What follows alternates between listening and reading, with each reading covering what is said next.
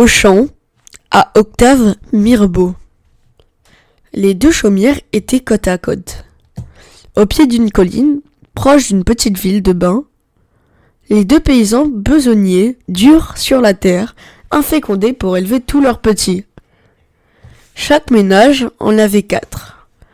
Devant les deux portes voisines, toute la marmaille grouillait du matin au soir. Les deux aînés avaient 6 ans et les deux cadets 15 mois environ. Les mariages et ensuite les naissances s'étaient produites à peu près simultanément dans l'une et l'autre maison. Les deux mères distinguaient à peine leurs produits dans le tas. Et les deux pères confondaient tout à fait les 8 noms dansés dans leur tête. Se mêlaient sans cesse. Et, quand il fallait en appeler un, les hommes souvent en criaient 3 avant d'arriver au véritable. La première des deux demeures, en venant de la station d'eau de Rolleport, était occupée par les Tuvache qui avaient 3 filles et 1 garçon. L'autre masure abritait les Valins qui avaient 1 fille et 3 garçons.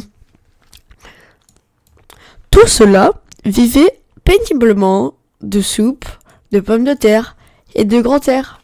À 7 heures le matin, puis à midi, puis à 6 heures le soir, les ménagères réunissaient leurs mioches pour donner la pâtée, comme des gardeurs d'oies assemblent leurs bêtes.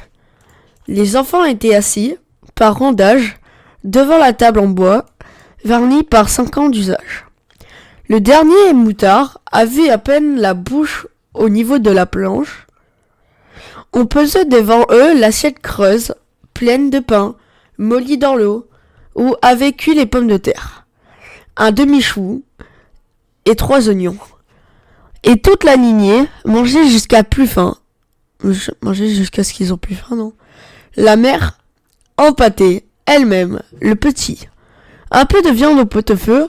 Le dimanche était une fête pour tous. Et le père, ce jour-là, s'attardait au repas en répétant « Je m'y ferai bien tous les jours !»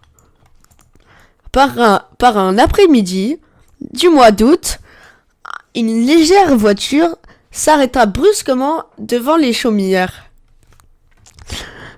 Et une jeune femme qui conduisait elle-même dit au monsieur assis à côté d'elle « Oh, regarde Henri, ce tas d'enfants, sont-ils jolis comme ça, à grouiller dans la poussière ?» L'homme ne répondit rien, accostumé à ces admirations qui étaient une douleur et presque un reproche pour lui.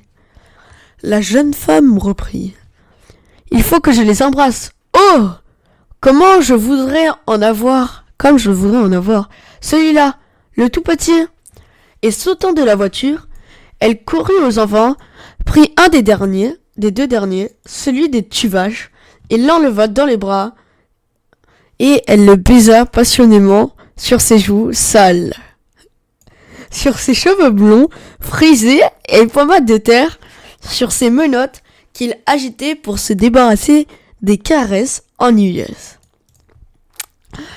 Puisqu'elle remonta dans sa voiture et partit au grand trot, mais elle revint la semaine suivante, s'assit elle-même par terre, prit la moutarde dans ses bras, le bourra de gâteaux et donna des bonbons à tous les autres, et joua avec eux comme une gamine, tandis que son mari attendait patiemment dans sa frêle voiture.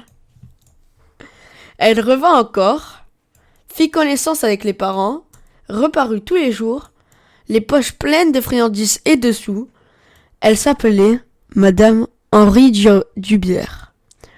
Un matin, en arrivant, son mari descendit avec elle, et sans s'arrêter aux mioches qui la connaissaient bien maintenant, elle pénétra dans la demeure des paysans.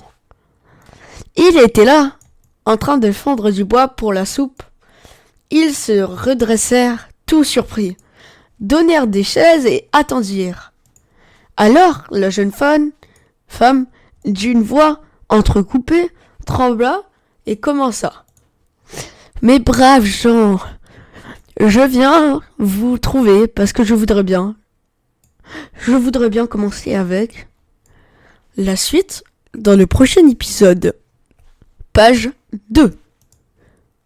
Il fait une chaleur incroyable. Vous pouvez mettre des pouces bleus.